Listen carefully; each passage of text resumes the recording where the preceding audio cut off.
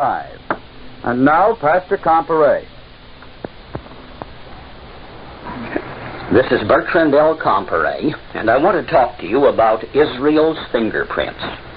The Bible is written about and addressed to God's people Israel. It is the history of their past, prophecy of their future, the law of their relation to their God, and the promise of God's eternal care for them. The common misconception that the Jews are Israel, or all that remains of them, has made the Bible meaningless, and most of it apparently false to those who hold this mistaken belief. It is just as though you took a good history of the United States, but wherever the name United States appeared therein, you erased it and wrote China in its place. As a history of China, it would be obviously false, but if you applied it to the right nation, it would be clearly true. The Bible's history of Israel's past is known to be accurate, and its prophecies of Israel's future have been fulfilled in every detail down to the present day. When the police have the fingerprints of a wanted man, they know that the man whose fingerprints match those they have is the man they seek. Likewise, when we find the people to whom God has fulfilled all of his promises and prophecies to Israel, we have found Israel. Today, the Anglo-Saxon, Scandinavian, and Germanic nations have Israel's fingerprints in every detail. When we realize that we are Israel, the Bible becomes full of meaning for us. It is our history. It contains God's promises to us. It gives us courage to face the terrible upheaval into which all the world is being drawn.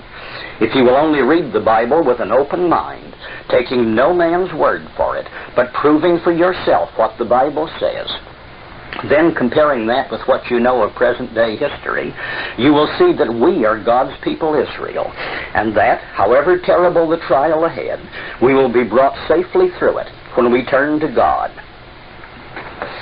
First, let us briefly review the ancient history of Israel. God first made his promises of wonderful blessings to Abram, changing his name to Abraham, meaning father of nations. Note that this is in the plural, nations. God repeated his promises to Abraham's son, Isaac, and again to Isaac's son, Jacob, whose name God changed to Israel, which means he will rule with God. Israel had 12 sons. The descendants of each son became in time a tribe under its ancestor's name. Thus all the descendants of Dan became the tribe of Dan.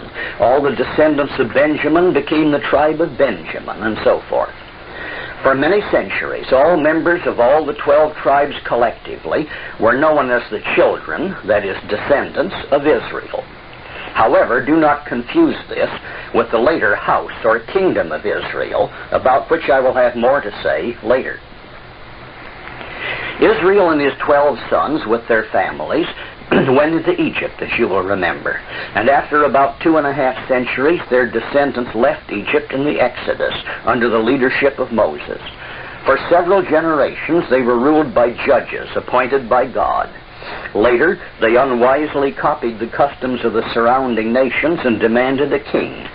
So Saul became their first king, ruling the 12 tribes as a single nation. This unified nation of 12 tribes, like the United States of 50 states, continued until the death of Solomon in 975 BC, when it broke into two nations, Israel and Judah. 1 Kings, chapters 11 and 12, tell us how Solomon finally fell into idolatry, misgoverned the people, and burdened them with excessive taxes. Yes, they babbled about new deals and new horizons in those days, too.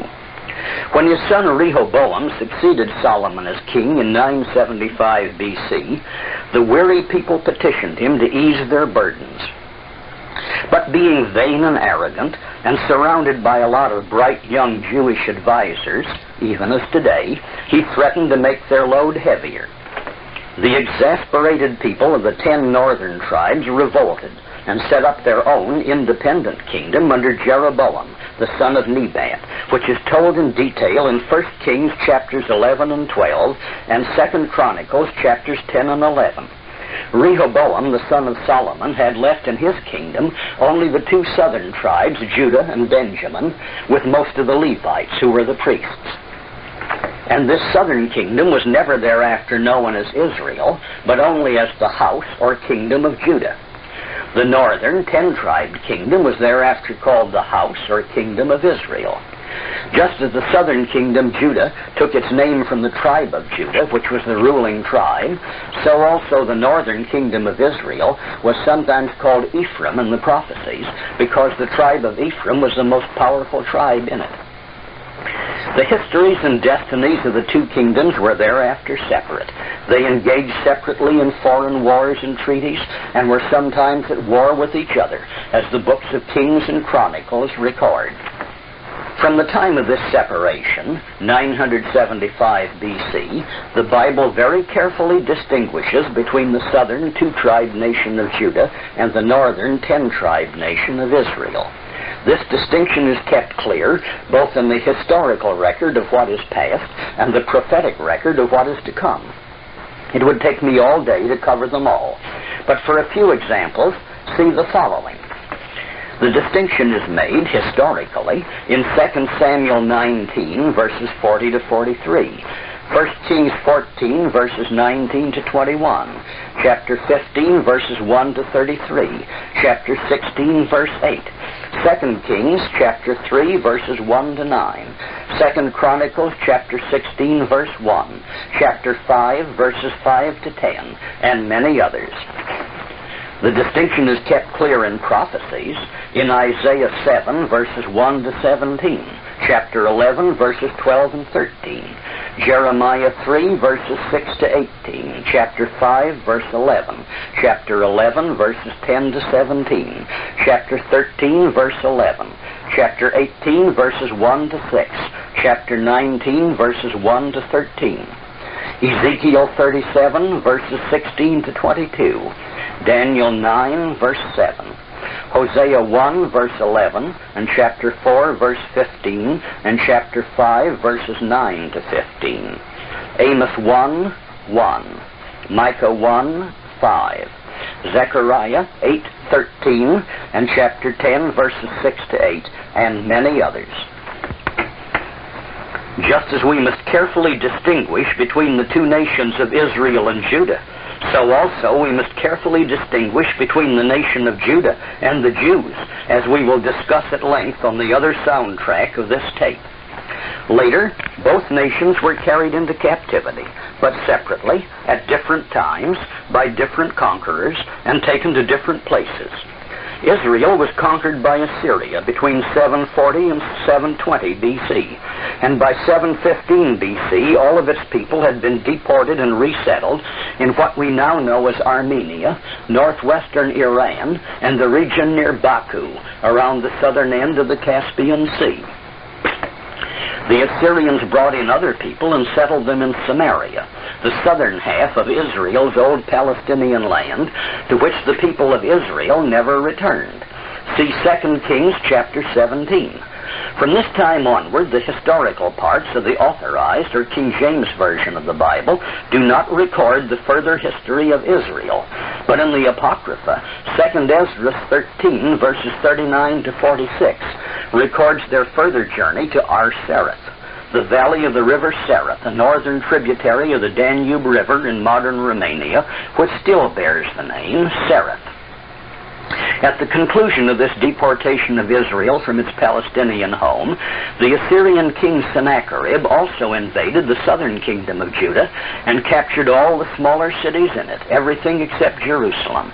The people of these smaller cities were deported, along with the people of the northern kingdom of Israel. Sennacherib's own record of this invasion says that he deported 200,150 people from the southern kingdom of Judah.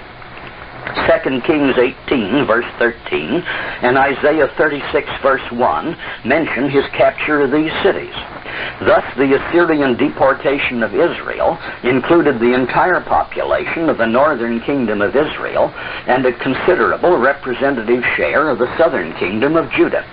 From this time on, these people became the so-called lost 10 tribes of Israel. As we shall see, God took good care of them as he had promised, and you who are listening to this are among their descendants. The kingdom of Judah, on the other hand, did not go into captivity until 606 to 585 BC, and it was conquered by Babylon, not Assyria. They were deported to the city of Babylon and settled nearby, a little south of Baghdad in what is now southern Iraq. Not quite all of them were deported, a few of the poor being left behind to cultivate the land, and no other people were brought in to resettle the land. See 2 Kings chapters 24 and 25. This Babylonian captivity of Judah lasted 70 years, as had been promised by Jeremiah 20, verse 5, and chapter 25, verse 11, and chapter 29, verse 10. After the fall of Babylon, King Cyrus allowed all who wished to return to Palestine, beginning about 536 BC. See 2 Chronicles 36, verses 20 to 23. Ezra, chapters 1 and 2, records that only 42,360 returned, and their descendants, who had never been called Jews until their Babylonian conquerors gave them that name, returned and lived in Palestine until the destruction of Jerusalem by the Romans under Titus in AD 70. This reconstructed nation, sometimes called Jewish, was the 70-week nation with the evil destiny to finish the transgression, prophesied in Daniel 9, verse 24. In AD 70, those who had survived the terrible wars ceased to be a nation at all, and became scattered wanderers in all lands. There is not one word in either the Bible or secular history to suggest that Israel either was destroyed or that they went down to Babylon and joined Judah in the Babylonian captivity. And the Jews themselves testify that the genealogy of those who returned from Babylon shows no one from any tribe but Judah, Benjamin, and Levi, the members of the southern kingdom of Judah. To the contrary, it was well known at the beginning of the Christian era that Israel then existed in great numbers. Josephus' great history, Antiquities of the Jews, Book 11, chapter 5, speaks of them as an immense multitude beyond the Euphrates River. The prophetic parts of the Bible still continue to prophesy the great future of Israel several generations after they had vanished into the Assyrian captivity. Isaiah prophesied until 698 BC. Jeremiah until 588 BC. Ezekiel down to 574 BC. And Daniel to 534 BC. Jesus Christ was well aware of the existence of Israel, separate and apart from Judah and the Jews. See Matthew 10, verses 5, 6, and 23. Chapter 15, verse 24.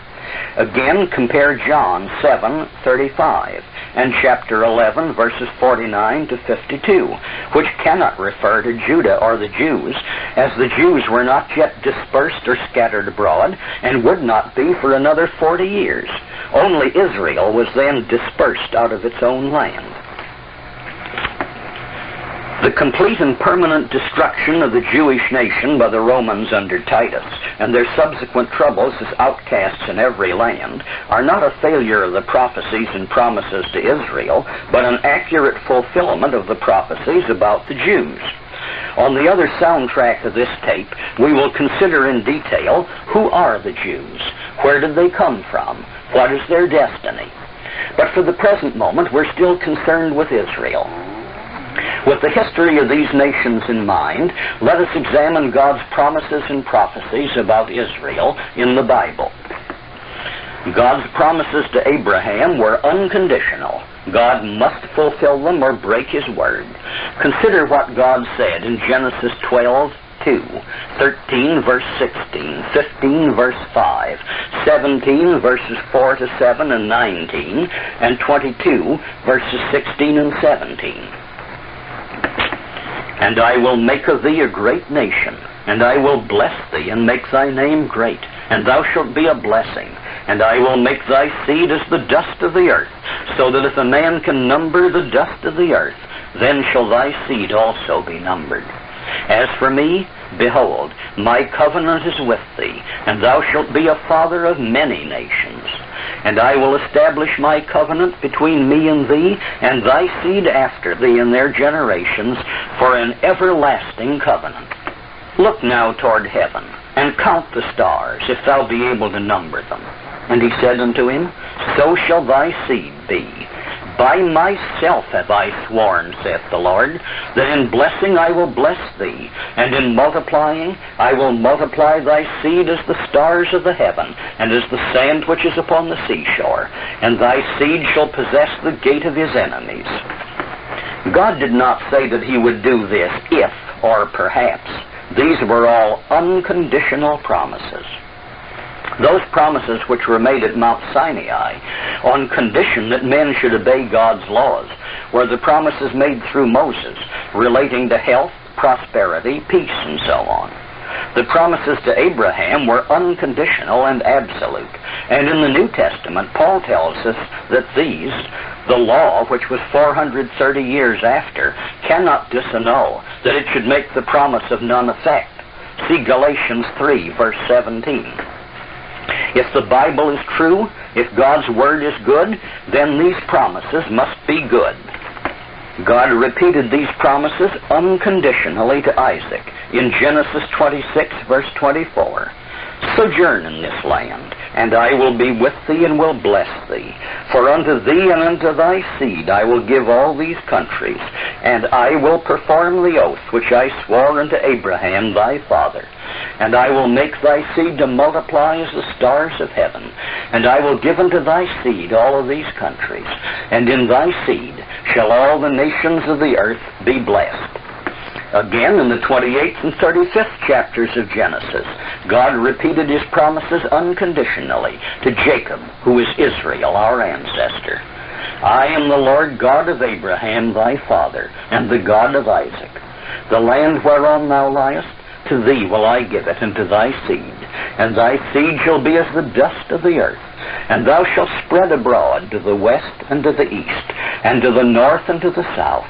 And in thee and in thy seed shall all the families of the earth be blessed. And behold, I am with thee, and will keep thee in all places whither thou goest, and will bring thee again into this land. For I will not leave thee until I have done that which I have spoken to thee of. Be fruitful and multiply. A nation and a company of nations shall be of thee, and kings shall come out of thy loins. There can't be any evasion of these promises, and God has always honored them. Even when the children of Israel worshipped the golden calf while Moses was on Mount Sinai receiving the 10 Commandments, God didn't destroy them for the sake of these promises. See Exodus 32, verses 7 to 14. In many places, the New Testament recognized these promises as being still in full effect. For example, in Hebrews 6, verses 13 and 17. For when God made promise to Abraham, because he could swear by no greater, he swore by himself, wherein God, being willing more abundantly to show unto the heirs of promise the immutability of his counsel, confirmed it with an oath. Again in Romans 11, verses 1 and 2, chapter 9, verses 4 and 5, and chapter 15, verse 8, Paul tells us, I say then, hath God cast away his people? God forbid. For I also am an Israelite, of the seed of Abraham, of the tribe of Benjamin. God hath not cast away his people which he foreknew, who are Israelites, to whom pertaineth the adoption, and the glory, and the covenants, and the giving of the law, and the service of God, and the promises, whose are the fathers, and of whom, as concerning the flesh, Christ came. Now I say that Jesus Christ was a minister of the circumcision for the truth of God, to confirm the promises made unto the fathers. So these are the promises of God. If they are false, then the Bible is false. But if they had been fulfilled, then the people to whom they were fulfilled are thereby identified as Israel.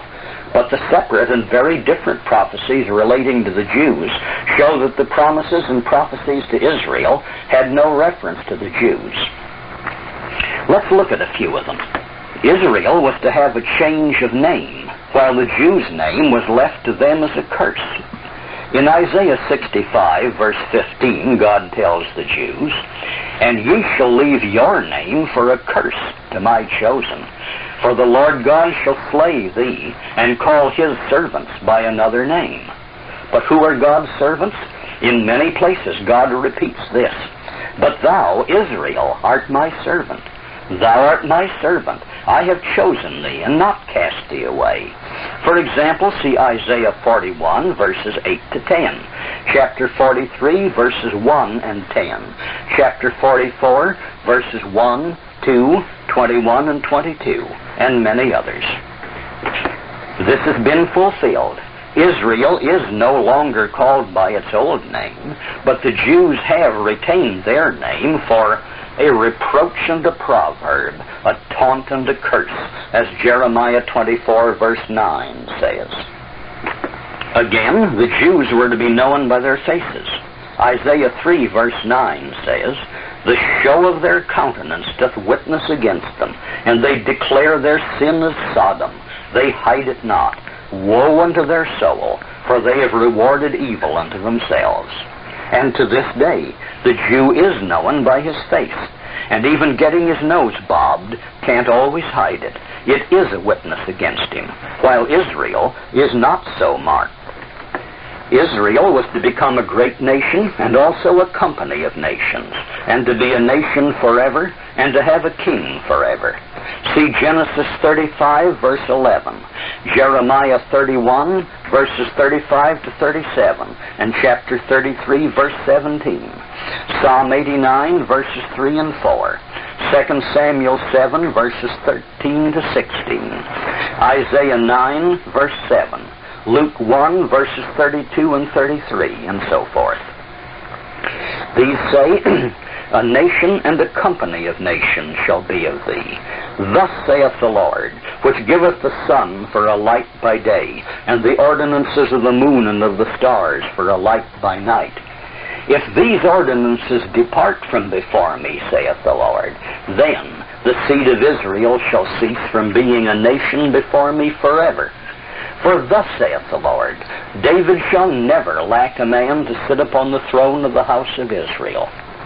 Since the sun, moon, and stars still shine, these promises must be still in effect, and they cannot possibly apply to the Jews, who never were a company of nations, and who ceased to be a nation at all in AD 70.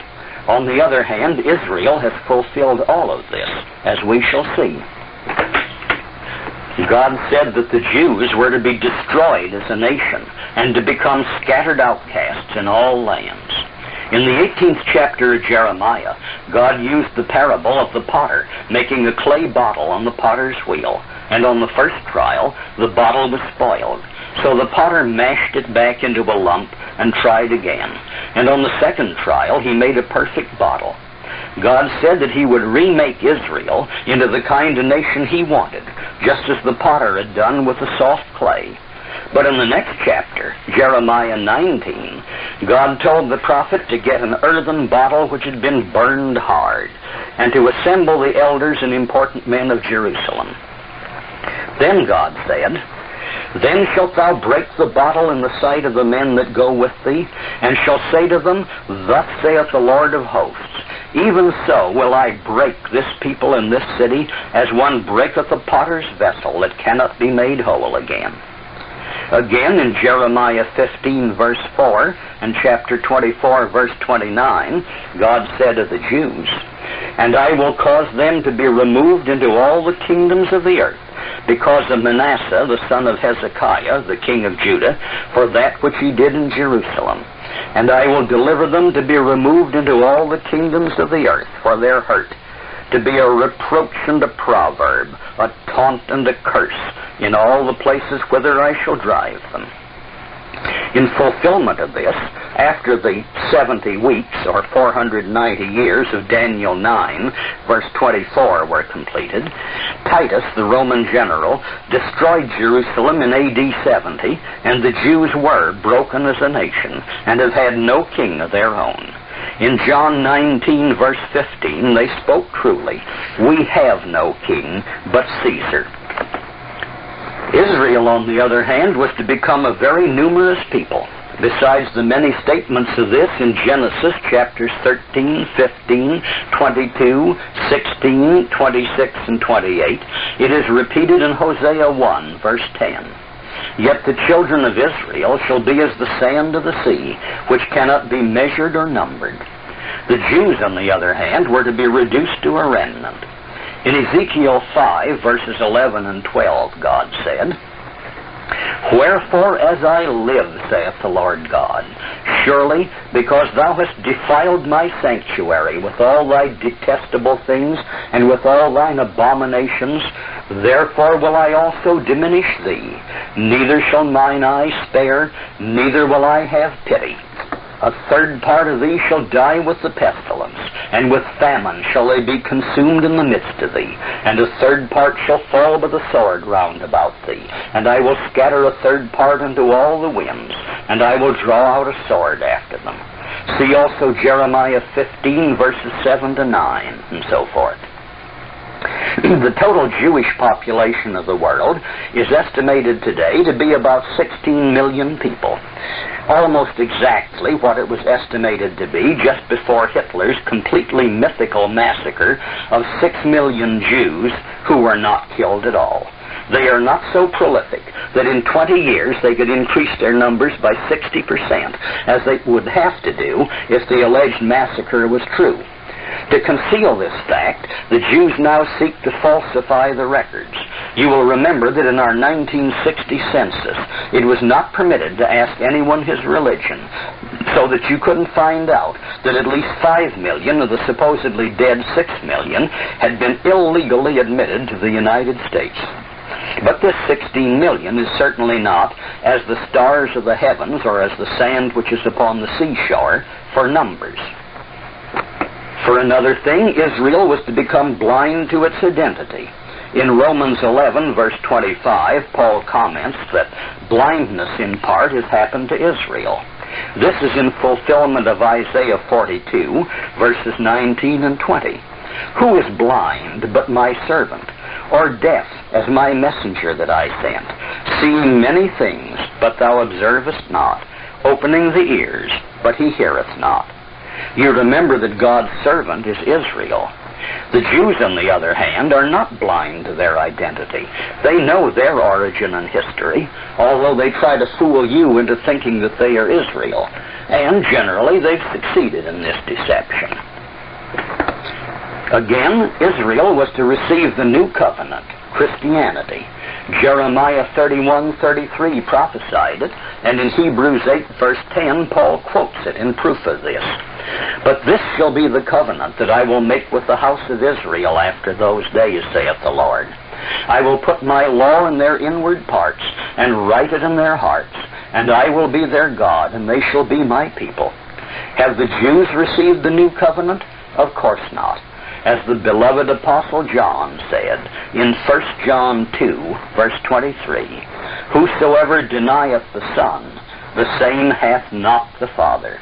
And in John 15, verse 23, Jesus Christ himself said, He that hateth me, hateth my Father also.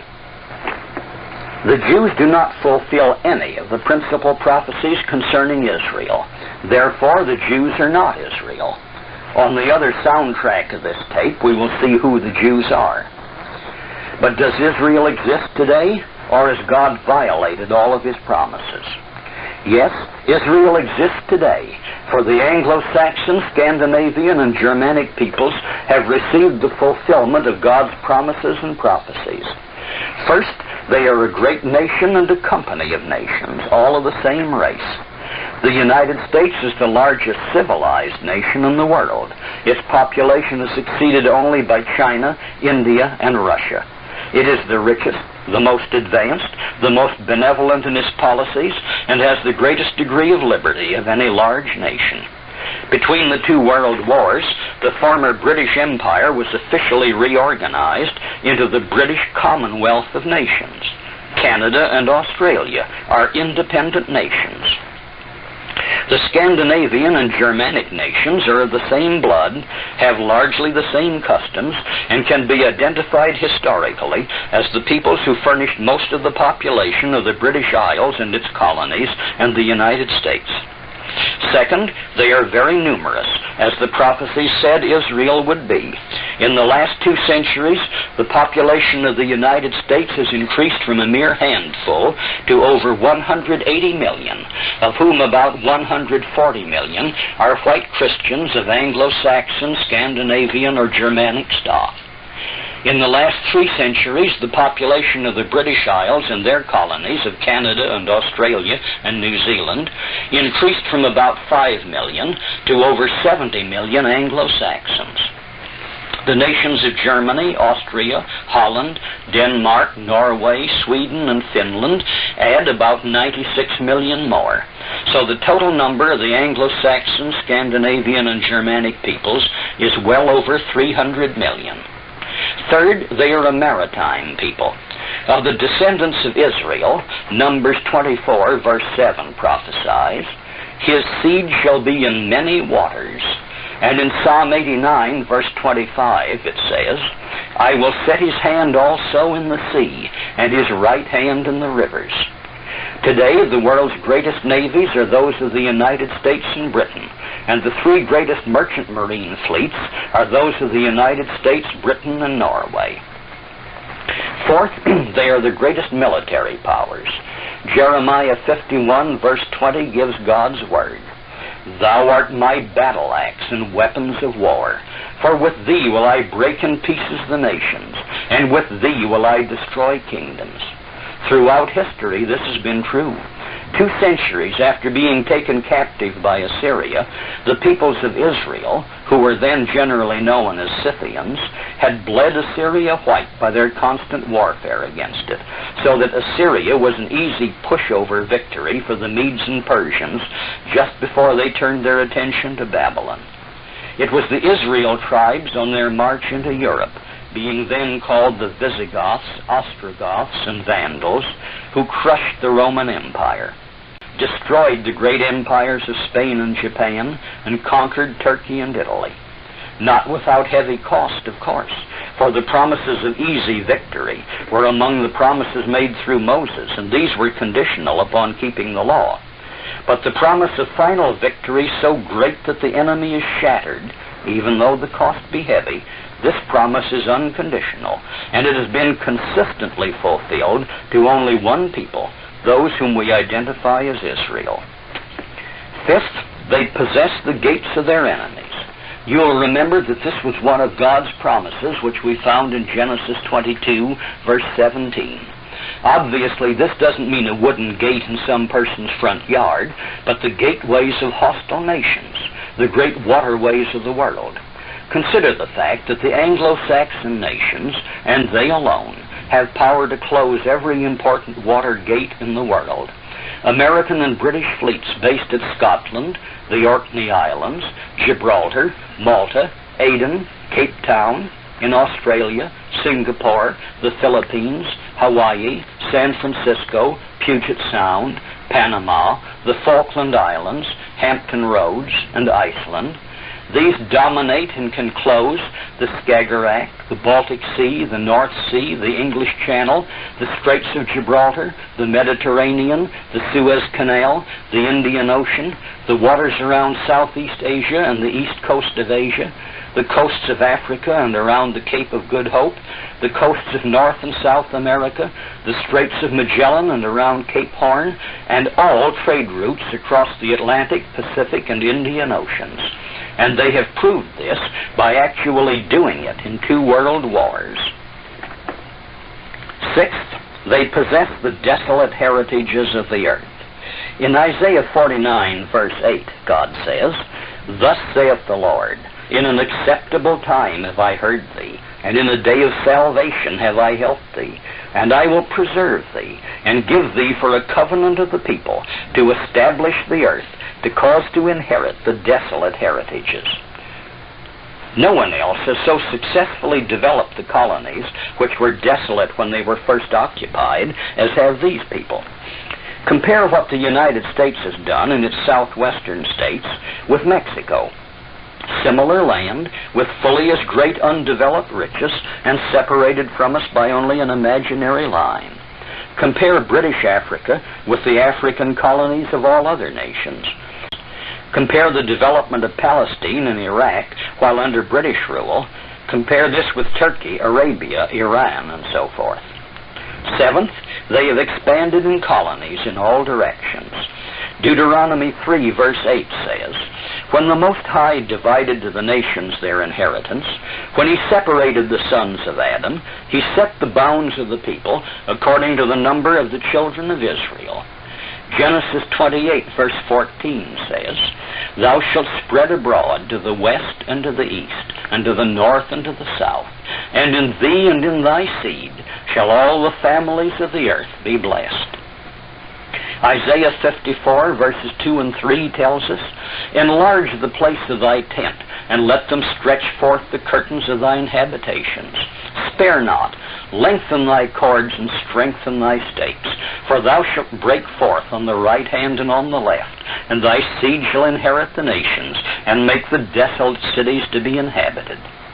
Their colonies were established in every sea, in Europe, North and South America, Africa, Australia, New Zealand, and Asia. Who else ever had such colonies? All the ancient empires were insignificant compared to this. Since we have allowed the Jews to teach us to turn our backs on God, we have unwisely abandoned our colonies, and the chaos in the world today is largely a result of our failure to obey God's commands to occupy and rule. However, even this was also prophesied, though that is another subject.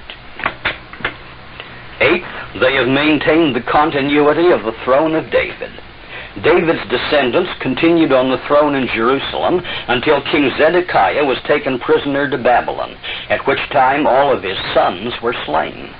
But the prophet Jeremiah took the king's daughters first to Egypt, as we read in Jeremiah 43, verse 6, and from there by way of Spain to Ireland, where Zedekiah's daughter, Tehatethi, was married to Eochaid, the Heremon, or chief king of Ireland.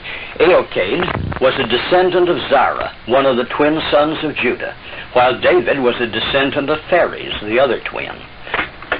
Killing all of Hezekiah's sons didn't end the dynasty, as it was established law in Israel ever since they first entered Palestine, that when a man died leaving no sons, his daughters received the entire inheritance.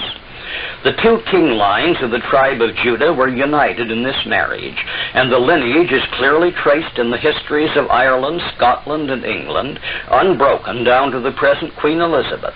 Thus the prophecy that David's descendants should always be on the throne over an Israelite nation has been fulfilled, and by the Anglo-Saxon nations only. This is covered but a tiny fraction of the Bible's proof that the Anglo-Saxon, Scandinavian, and Germanic people are the Israel of the Bible.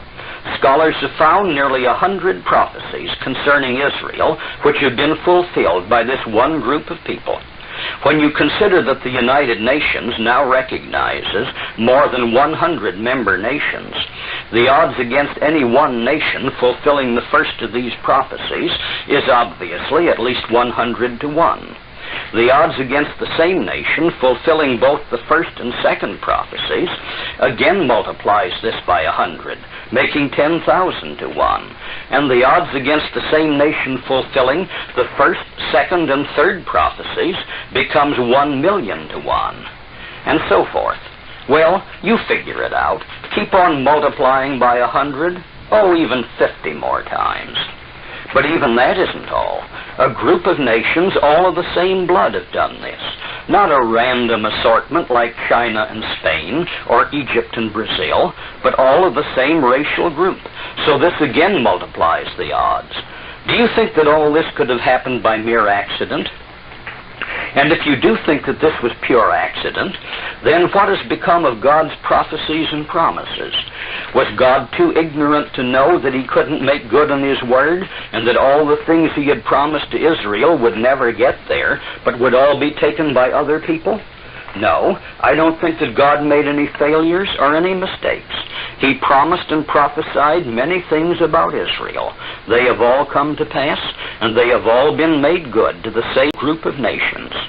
This people has Israel's fingerprints.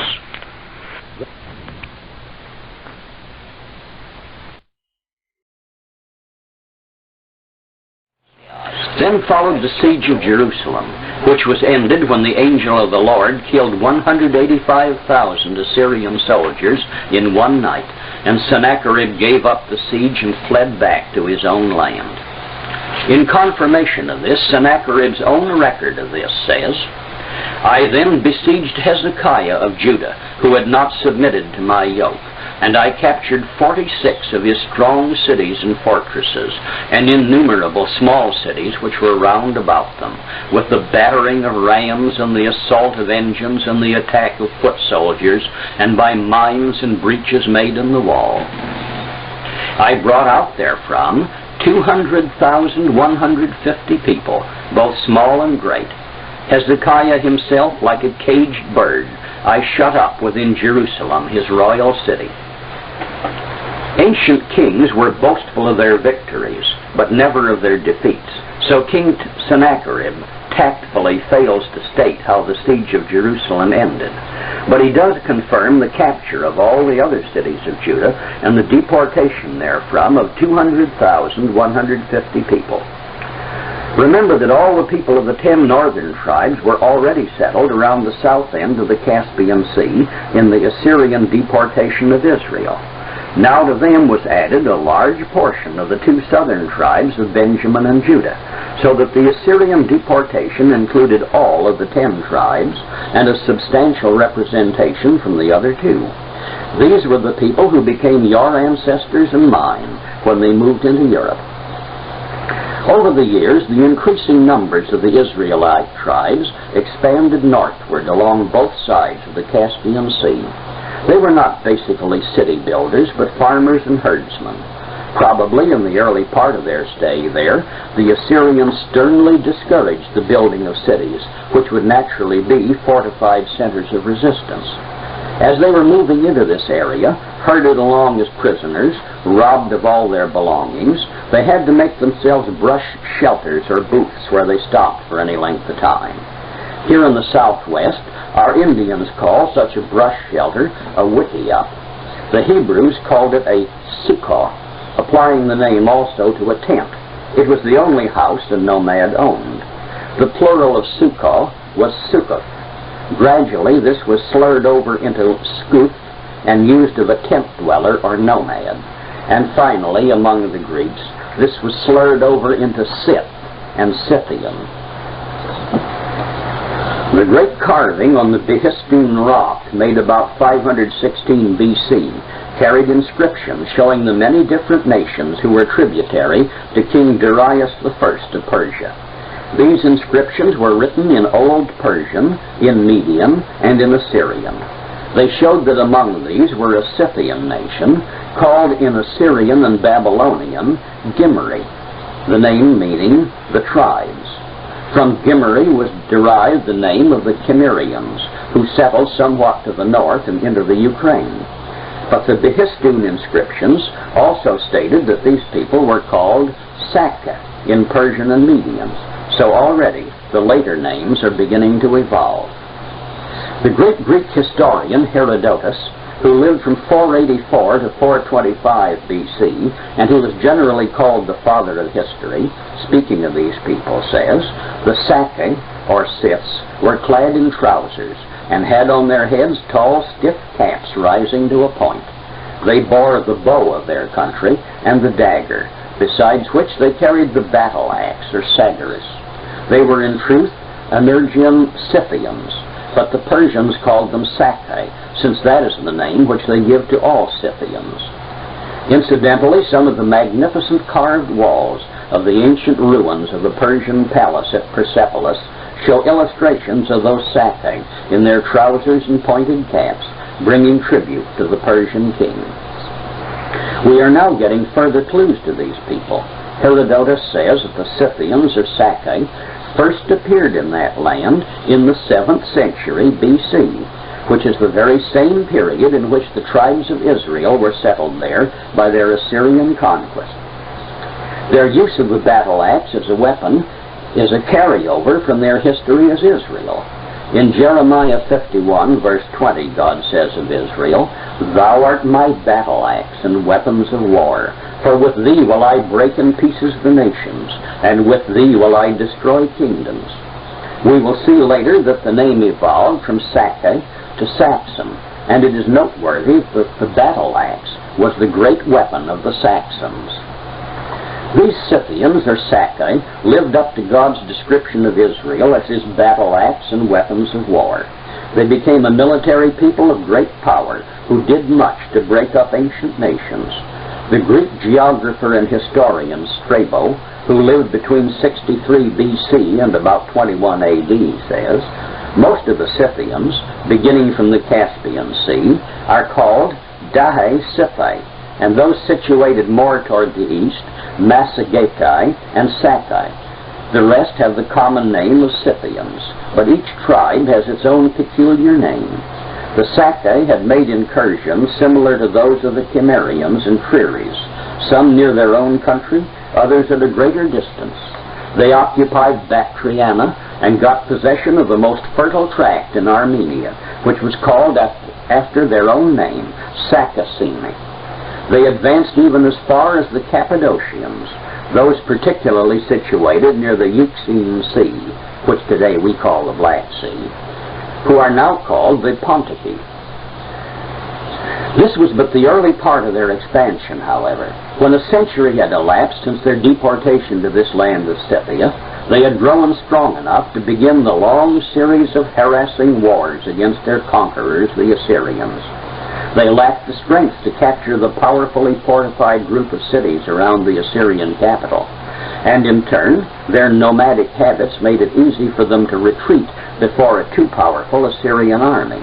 But generations of this constant warfare wore down the Assyrians and bled them white, so that when the Medes finally overran Assyria and captured Nineveh in 612 BC, their victory was a fairly easy one against the exhausted Assyrians.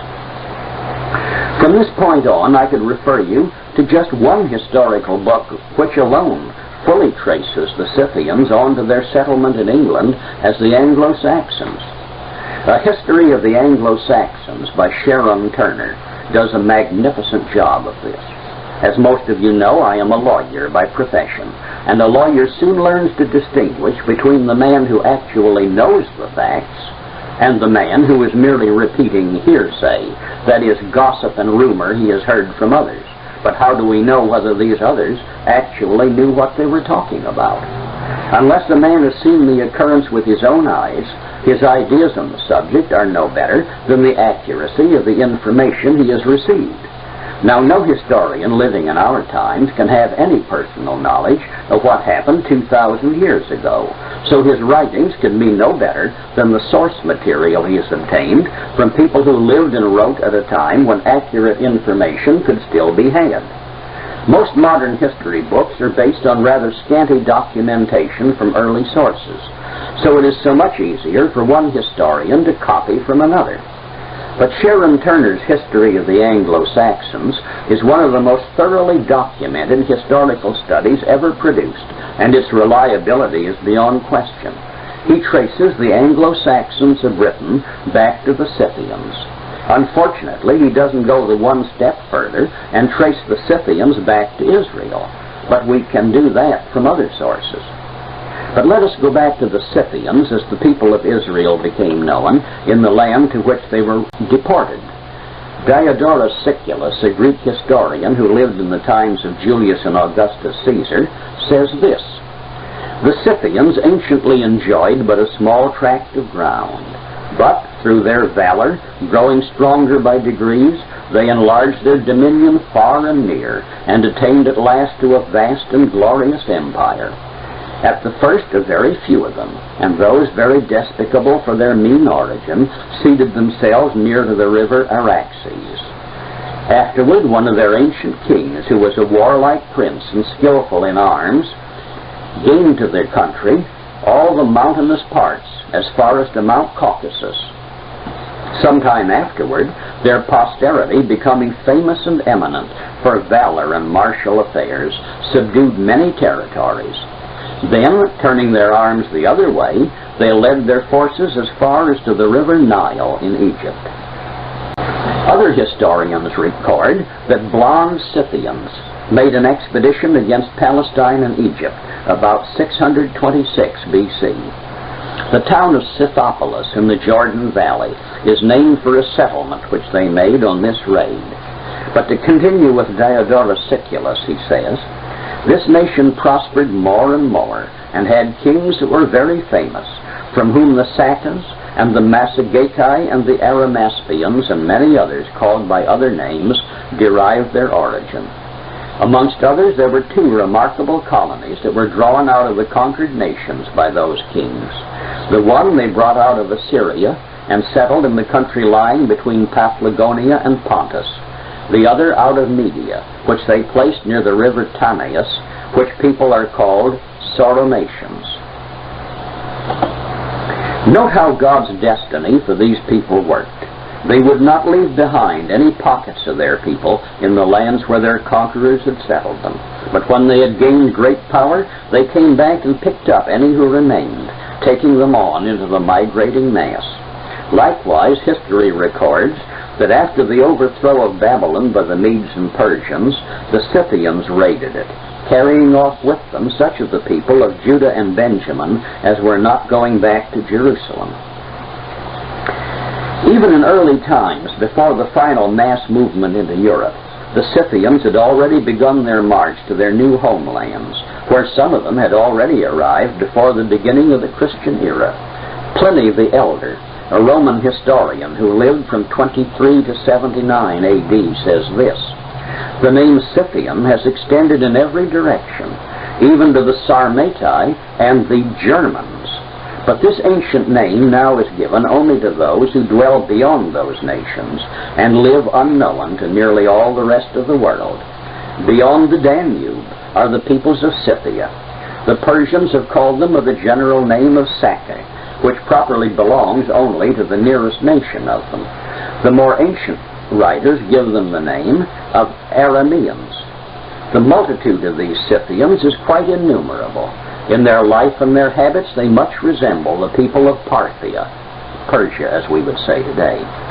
The tribes among them that are better known are the Sakai, the Massagetae, the Dehai, etc. Others have noted this early migration into Germany.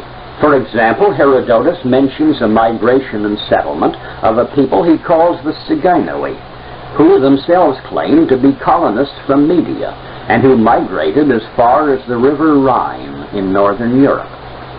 Remember that among the places the Israelites were resettled by the Assyrians were the cities of the Medes, and these people themselves said they had come from Media.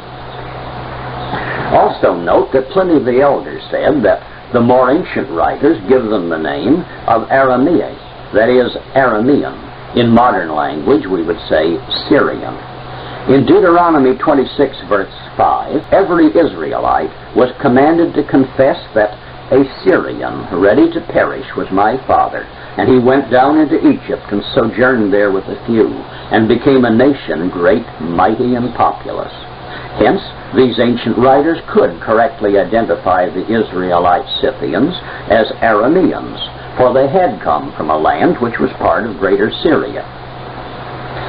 Among the tribe of the Scythians, the Massagetae attracted the notice of all the ancient historians by their numbers and their warlike ability. Those who described them in more detail divided them into the Massagetae and the Thysagetae. The Getae part of the name soon evolved into Goth. The Massagetae were the greater Goths, and the Thysagetae were the lesser Goths. Thus we already find among the Scythians names we can identify as the people who later conducted the great migrations into Europe. The Goths, as we know, were later called Ostrogoths, meaning East Goths, and Visigoths, which means West Goths. But to go back a few centuries, the Sakai were allies of the Medes and Persians in the attack upon Babylon in 536 BC. Remember that God had said that Israel was my battle axe and weapons of war. For with thee will I break in pieces the nations, and with thee will I destroy kingdoms. So God had used Scythian Israel to maintain constant war against Assyria for nearly a century, until Assyria was too weakened to resist the Medes and Persians. Then God used Scythian Israel, the Sakai, to help in the conquest of Babylon when its time had come. Later, King Cyrus of Persia was foolish enough to try to conquer his former allies, the Sakai, but he was killed in the battle. King Darius also tried to conquer them, but they being a nomadic people, they retreated before his massive armies until he gave up and retired. Professor George Rawlinson says that the original development of the Indo-European language took place in Armenia, which, you will remember, was at that time occupied by Scythian Israel. Certainly from these people we can trace the introduction of this language into Europe. This powerful and increasingly numerous people thereafter spread further north, both east and west of the Caspian Sea. To the west of it they penetrated into the Volga and Don River valleys as the Soromatians and the Royal Scyths, nomadic peoples. To reach these lands they had come up through the Caucasus Mountains by a great pass, which is today occupied by the Georgian Military Road. Perhaps the communists have changed the name of this pass in recent years, but from ancient times until within our own lifetime, this pass was known as the Pass of Israel. The white race of Europe is often called Caucasian because the ancestors of many of them did thus come out of the Caucasus Mountains. When Alexander the Great began his great marauding expedition across Western Asia and as far as India, he had to skirt the edge of the lands held by the Scythians. In his limitless vanity and ambition, he wanted also to conquer them. But it is recorded that their ambassadors said they would never surrender to him, that they were nomadic peoples who, if they couldn't resist, could retreat indefinitely before his armies, and they had no wealthy cities for him to occupy and loot.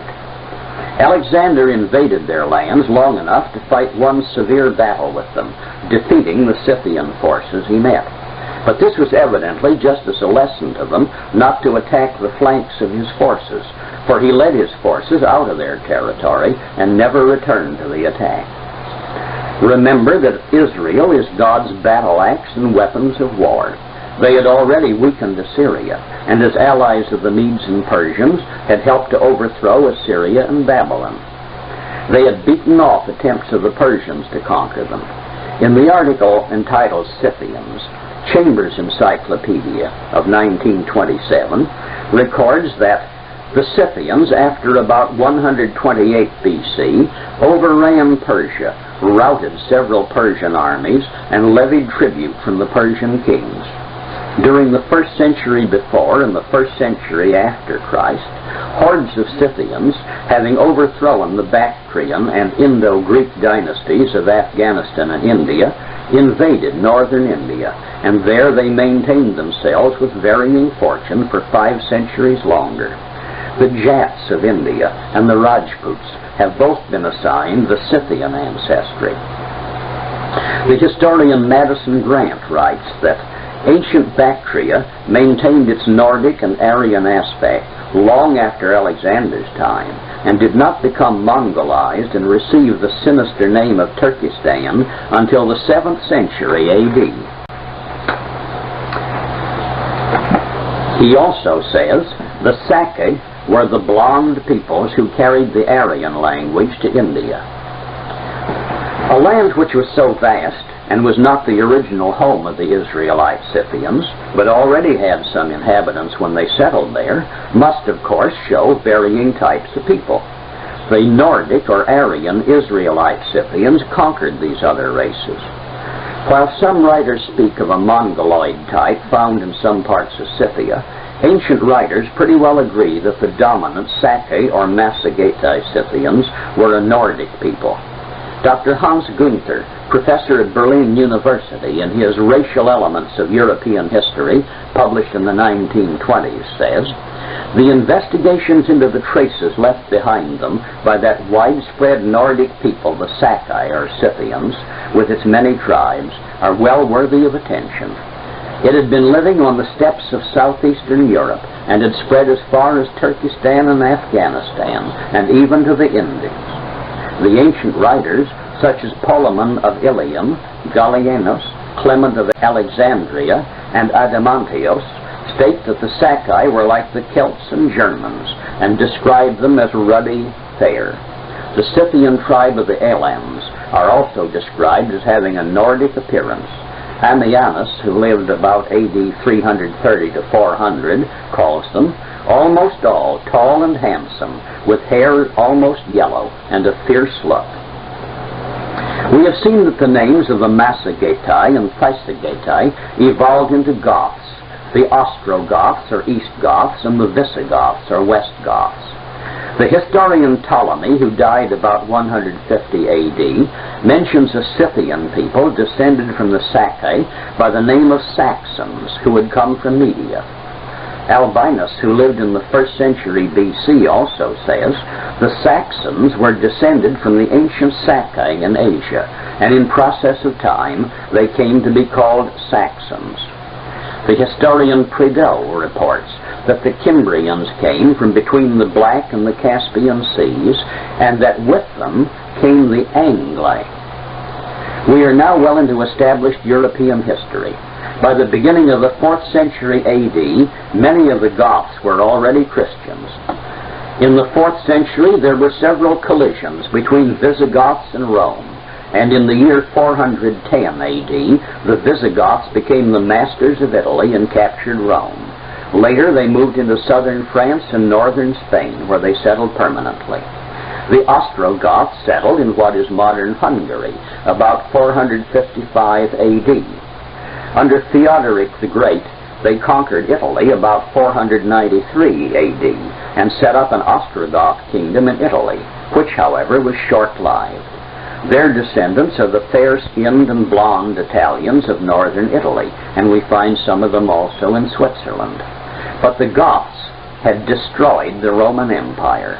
God's battle axe was again destroying the kingdoms of the Babylonian order of empires. The Angli and the Saxons moved up the Danube Valley and settled in Germany and along the Baltic shores, as is well known. And from there, the Jutes, Angles, and Saxons colonized England after the Roman legions were withdrawn in the year 408 AD. Actually, the earliest waves of migration penetrated to the farthest edges of the European continent, partly because they could move through nearly empty lands without meeting any people strong enough to effectively resist them, partly because they were being pushed farther by the later waves of Israelite migration coming behind them. Hence we find the settlement of the Scandinavian peninsula pretty well completed before the arrival of the Jutes, Angles, and Saxons along the southern shores of the Baltic Sea. The tribes which settled along the shores of the Baltic and the Scandinavian peninsula were a great maritime people, as some of the Israelites had been, even when still in Palestine, and as God had prophesied. The Jutes, Angles, and Saxons came from within the Baltic Sea, but their ocean-borne raids on England were heavy and continuous. Later, by invitation of the British, they settled along the eastern shores in East Anglia, Mercia, Northumbria, Sussex, Wessex, Essex, and Kent. William the Conqueror invaded England in 1056 with the Normans, but these were not Latin French. They were actually Norse Vikings who had settled on the coast of France in the province of Normandy, the word Norman being really derived from Norseman. So we see that the migrations of Israel, first into Scythia, expanding there, then gaining the names of Goths, Angli, and Saxons, and under those names, moving on into their present European homelands, is a well-established historical fact. There is also the fascinating story of the early migrations by sea, but that is another subject in itself, which I will have to take up some other time.